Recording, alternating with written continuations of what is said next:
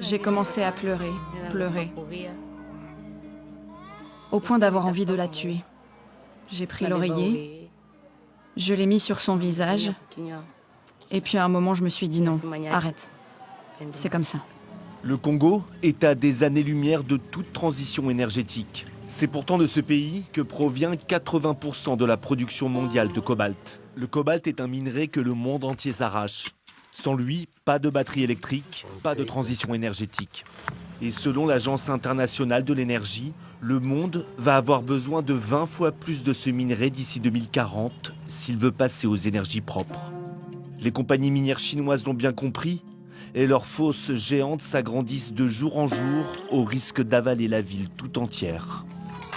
Dans ce quartier cerné par les mines, de plus en plus d'enfants sont atteints de malformations génétiques.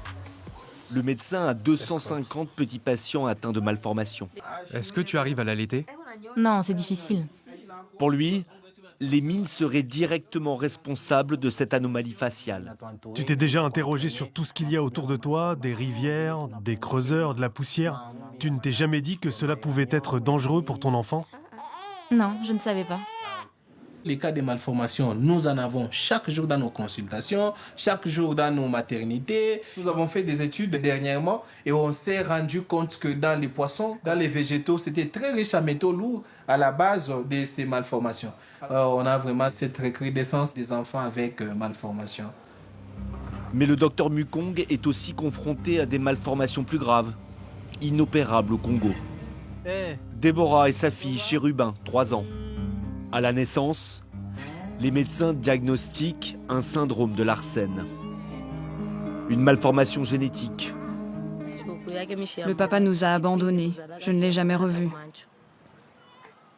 Il n'y a que ma belle-mère qui est passée après l'accouchement.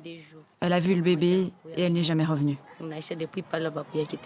Le docteur Billy Mukong fait régulièrement des prélèvements sanguins sur la maman, Déborah. Elle a un taux de métaux lourds dans le sang 4 fois plus élevé que la normale. Son compagnon était creuseur et le couple habitait sur la mine.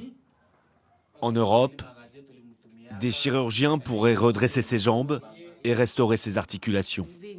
C'est mon tout premier enfant.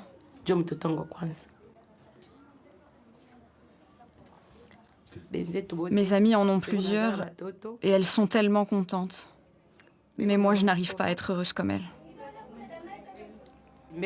Si on arrive à ce qu'elle boite seulement, je serais tellement contente. Parce que tout ça me rend tellement malheureuse. Comment faire pour que des populations ne payent pas le prix de notre transition énergétique ?